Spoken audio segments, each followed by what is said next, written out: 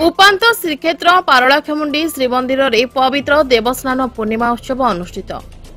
ओडिशा आंध्र सीमांत उपांत श्रीक्षेत्र पारलाखेमुंडी श्रीमंदिर परिसर रे थिबा स्नान मंडप रे आज चतुर्धा मूर्ति पारंपरिक रीतिनीति प्रकार पवित्र देवस्नान पूर्णिमा उत्सव कार्यक्रम उत्साह और उद्दीपना सह एक आध्यात्मिक परिवेश मध्य अनुष्ठित हो जायछि। एही अवसर रे पूर्वाह्न समय रे श्रीमंदिर रे चतुर्धा मूर्ति पूजा अर्चना होई सेनापटा लगी कार्यक्रम अनुष्ठित होइतिला।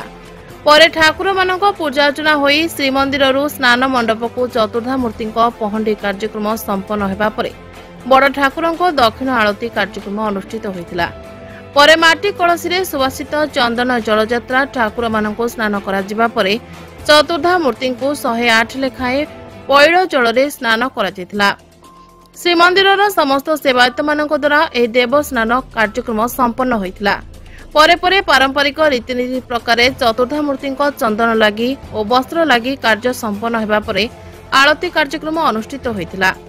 पवित्र ज्येष्ठ मास पूर्णमी तिथि आज तिथि रे श्री जगन्नाथ बलभद्र सुभद्रा सुदर्शन चतुर्धा मूर्ति आज अभिषेक हुए जोटा कि कहती पूर्णिमा जो ज्येष्ठ अभिषेक जहाँ कहती पूर्णमी ज्येष्ठ पूर्णमी कह जाए पद्य जी ज्येष्ठ पूर्ण आज ज्येष्ठ पूर्णमी महाप्रभुଙ୍କର सकाळू भोर राति 3टार द्वार खोला जगन्नाथ जमी प्रत्येक दिन नीति हुए से नीतिकांति सृष्टि है नीतिकांति पर महाप्रभुଙ୍କର मैलम हुए गोटे मैलम है मैलम पर पुणी पुनर्बार आरती है बाल्य धूप राजधूप संपूर्ण सरिया पर पुनर्बार मैलम है चामर नीति संपन्न है महाराजा अच्छे आम पूर्वर चामर नीति गोटे चामर नीति दुब चाल अर्घ्य कर महाप्रभु को सिंहासन रत्न सिंहासन तलू विजय कराला तापर सर्वत्र सेवक मिसी महाप्रभुଙ୍କର पाटकर्पूर कर्पूर सहित संपूर्ण आज महाप्रभुଙ୍କର पहंडी विजय पाई संपूर्ण नीति संपन्न कले। पहंडी बर्तमान है महाप्रभु श्री जगन्नाथ बलभद्र सुभद्रा सुदर्शन चतुर्धा मूर्ति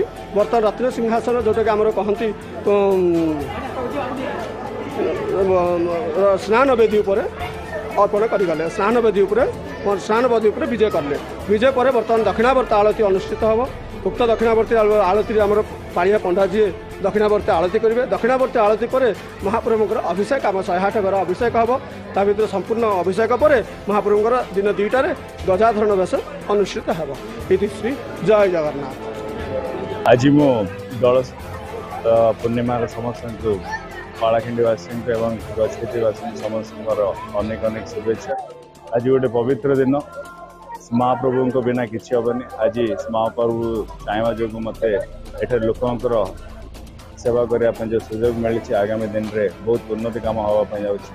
महाप्रभु जगन्नाथ सेमती आशीर्वाद सबू जनसाधारण उपर पालाखिंडीवासी उपर जमी समस्त जहाँ भी कामना अच्छी पूर्ण हो सेमती लोकंर जहाँ भी अच्छी असुविधा सुविधा आम सब आम धैर्य दिंतु बल दिंतु आम केमी कम कर आज महाप्रभु जगन्नाथ होती सबू ओडियावासी गोटे दुर्बलता। आज देखिए समस्त आसते बहुत उच्च स्तर में महाप्रभुଙ୍କର दर्शन नापी सेमती आगामी जो प्रस्तुत होती प्रशासन यार आम जन लोक समस्त प्रस्तुत होती आगामी रथयात्रा आम समस्त गोटे बहुत सफलता रथयात्रा करने जाऊँ समस्त कामना दरकार से भाया सहयोग दरकार बोली मुझे समस्त पाखे आशा कर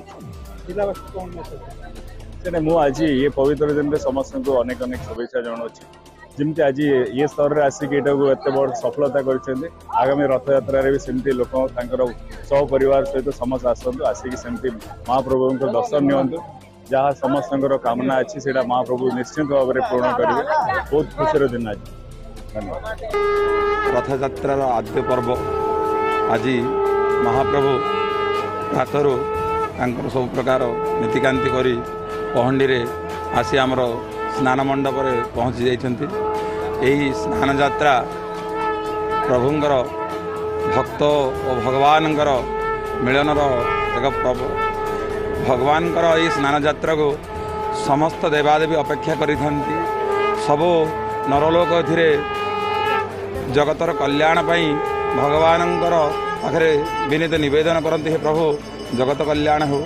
आमर पाराला रे गजपति महाराजांकर प्रत्यक्ष तत्वाधान ये सब कार्य चलुछि। जिला प्रशासन एवं रथयात्रा कमिटीर संपूर्ण सहयोग भक्त मानकर पूरा आकुल नवेदन ये कार्य भगवान पाखे समर्पण हो चलुछि सब भक्त भगवान एकाकार हो जाउछन्ति। आज जगन्नाथंकर ये एक अनन्य परंपरा यही परंपरा गजपति राजवंशर एक अनन्य कार्य। एठी आमर दक्षिणायन आळती हुए दक्षिणायन आळती परे देवनीति आरंभ हुए देवनीति होला परे भगवान स्नान कार्य हब स्नान कार्य पर अवकाश बेश हब तापर गजानन बेश हेब। मध्याह्न 3टा बेले 3 ठाकुरଙ୍କ विभिन्न कार्य संपन्न हेबा परे महाप्रभु श्री जगन्नाथଙ୍କୁ सेवायत माने पारंपरिक रीतिनीति प्रकार गजानन बेशरे अति सुंदर भावे सज्जित करथिले। परे महाप्रभु श्री जगन्नाथ श्रद्धालु भक्त माननको गजानन बेशरे दर्शन देथिले। वर्षके मात्र थरे एही दिनर ज्येष्ठ मास शुक्ल पक्ष पूर्णिमा तिथिरे बड़ ठाकुर तथा श्री जगन्नाथ महाप्रभु भाई भौणी सहित जलस्नान करथिबा जोगु एही पवित्र आध्यात्मिक परिवेशमय महाप्रभु प्रथम स्नान लीला कार्यक्रम दर्शन करने एवं महाप्रभु सौंदर्यमय गजानन बेश देखा प्रबल ग्रीष्म प्रवाह और गुड़गुड़िया पाग सत्वे बहु संख्यार श्रद्धालु भक्त मान समागम परिलक्षित होता। पारळाखेमुंडी प्रभात कुमार पात्र रिपोर्ट चेतना मीडिया।